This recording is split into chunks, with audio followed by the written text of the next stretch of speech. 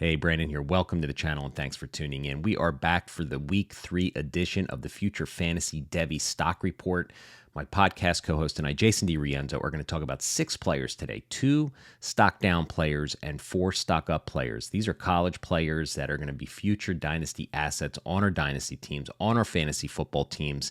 So again, if you're out there looking for a channel that's going to give you an early look in the future into the Dynasty and fantasy world, hit that subscribe button, man. We are going to be doing all sorts of great content on this channel, giving you an early look at the future of your Dynasty rosters, man. So this recording is from our podcast, Devy to Dynasty Football.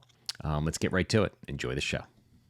All right, Jason, are you ready for our Devy stock report? Hey, man, we're doing 2 ups and 1 down. All right. For the last 2 weeks, guys, we've been doing down now. Yeah, that's right. So we did 3 stock up players, Devy wise, and now we decided that we are going to do 2 stock risers and 1 stock, I guess, dropper. All right. So I'm going to start us off here. I'm going to talk about who we previously just talked about real quick. Trevor Etienne. Really impressed with this game. He finally got the bell cow carries, 23 carries, 172 yards, averaging 7.5 yards a carry against Tennessee. 5'9", 205 pounds. Little undersized, but I'll tell you what, I'll bet you he's 210 by the time he goes to the NFL draft in 2025. I think this guy brings a lot of good things to the table. The vision, the patience, sweet feet. Got sweet feet. He's contact balance. I think he's got undersized power. The only thing I think out of his profile that is lacking is his long speed. But, again, I just was talking about updating my Devy ranks on my dashboard, and I'm seeing just all of these other players and names. And I think this guy could make like a real rise in the 2025 ranks in the running back ranks. I really like him. I think he's got the ability to get outside. He works tough in the middle. He doesn't have that breakaway speed, but Trevor Etienne, I think, like I mentioned before, he's rubbing shoulders with his brother in the offseason with all of these other NFL players. And I think he's going to work hard, and he wants to be a starter like his brother in the NFL. And right now, I'd love to see Florida just give this guy, I know Johnson's there, but I'd love to see them just feed this guy 25 times a game. I think he could do some special things. I completely agree with that. And I think you're dead on. With the surrounding cast he has off the field, it is hard to think that he's not going to continually develop and work hard and try to meet the standards that his brother's already set. So, Right.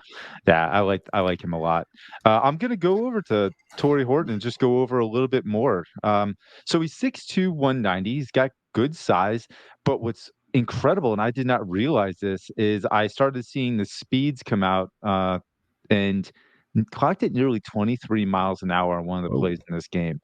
That is super impressive. Some speed. So, yeah, he's got some speed. And it's interesting that we don't really get a chance to know about players like this until they're exposed in these big spotlights. And, I went back, started doing some research on him. Last season, he had 1,100 yards, 8 touchdowns, had 8 drops, though. He's got no drops this year so far. We're 2 games in for him. So obviously that is definitely something that he's going to have to kind of take advantage of and improve upon. But man, in this game, you just saw it all. You saw the speed, you saw the agility, you saw his mental processing of understanding how to get open, where to be on time at the catch point. Yeah, like I said, he was even, threw a beautiful pass for a touchdown. He was just all over the place in this game. Like he was Colorado State. And for a kid to put that type of pressure on his shoulders and just come out performing the way that he did, I'm all about it. So for me, Torrey Horton, dude, he's going to be a big riser for me as far as if this continues. Like this was the starting point for me. Can you continually show development and can you continually play at a high level? I'm hoping so because I really like him. Yeah, it was a great game for him. It was his breakout game on I think the 6th most watched college football game in a long Yeah. time. So he put his name on the map. I put a video out on this channel as well of that game. So go check that out. And is at Trevor Etienne's game as well. The only thing I'd like to see with Torrey Horton that I'm going to watch moving forward is he got a lot of his plays in the same, drag routes across just past the line of scrimmage, screen passes and stuff. I'm going to be looking to see if he can, what he looks like one-on-one going vertical. But nonetheless, put his name on the map this past weekend. That's for sure. My second Devy stock riser, I want to talk about Darius Taylor, freshman running back. We kind of talked about it a little bit earlier. 5'11", 195 pounds. Had a really good game against North Carolina. 22 carries, 138 yards, 1 TD. The week before that, he had 33 carries for 193 yards and a touchdown as well. So they're giving this kid the rock. The coaching staff really, really likes this kid. I thought he was a fluid runner. I thought he had really good footwork. He had some good hip movement. He's a bit undersized, but I loved his physical running style. He ran nice in between the tackles, but he really was patient at times and worked his blocks and bounced outside.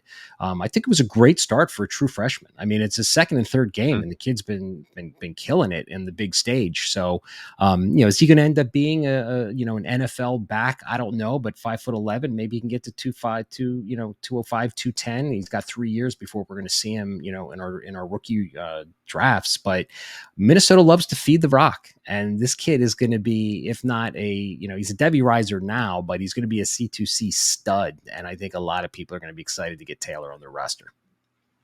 He's a guy I'm not too familiar with, so I'm glad you brought up his name. I'm definitely going to check him out. Yeah, my next riser is going to be, this is crazy to say, Mm-hmm. but Jackson Dart, man, he has definitely shown that he deserves to be talked about this season.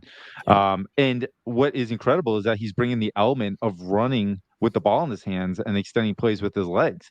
Didn't see that coming. Had over 100 yards rushing in this past game, but the passing is also just improved. He's got so far 852 yards, 7 touchdowns to 1 interception, and just looks like he has total command of this offense. And I love the fact that he's showing a quick release, getting the ball out quick, and setting his base really fast as far as, once the snap is executed, sets his base, gets the ball out, goes through his progressions quickly. There's a lot to uncork with his talent here. I think Trey Harris and his surrounding cast is definitely helping, but you got to give credit to what Jackson Dart is doing so far. So for me, definitely stock up. Yeah, that was an impressive performance. I mean, he Yeah. was always a good, tough player. He scrambled a good bit, I thought, last year. Always good with his feet, always maneuvering outside the pocket. It was just his accuracy was, very hit or miss. So, hey, you're right. I mean, he's not going to declare this year, but has another good year this year and next year. I mean, he could be somebody we're talking about in 2025 for sure. All right, we have to talk about our stock down players, and I've got to talk about Malik Benson. All right, Alabama wide receiver, junior transfer. He was a JUCO product that came over from Alabama. The Devy community got wild and crazy with this guy, thinking that he was going to be a potential, stud on this Alabama wide receiver crew, and it just through 3 weeks has not happened. All right, so it's early. But the Alabama offense just looks completely out of sync. They're rotating quarterbacks, trying to figure out. So I don't know what they're going to do this week. I don't know who's going to be starting at quarterback, but the whole wide receiver core for Alabama, I'm not sure that there's really any, potential dynasty stars on the roster at this moment. And he's a stock down for me because the hype was so high. I got sucked in. I have a few shares. So I went and looked at the player snap counts through 3 weeks.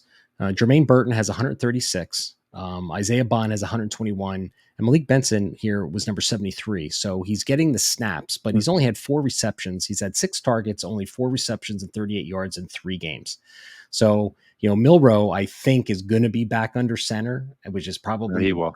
a good thing, given the fact that the other 2 that we saw this past weekend, whatever they were trying to do, figure it out. But we're going to need to see Benson for the high draft capital that he got early and startup Devy drafts and C2C supplemental drafts.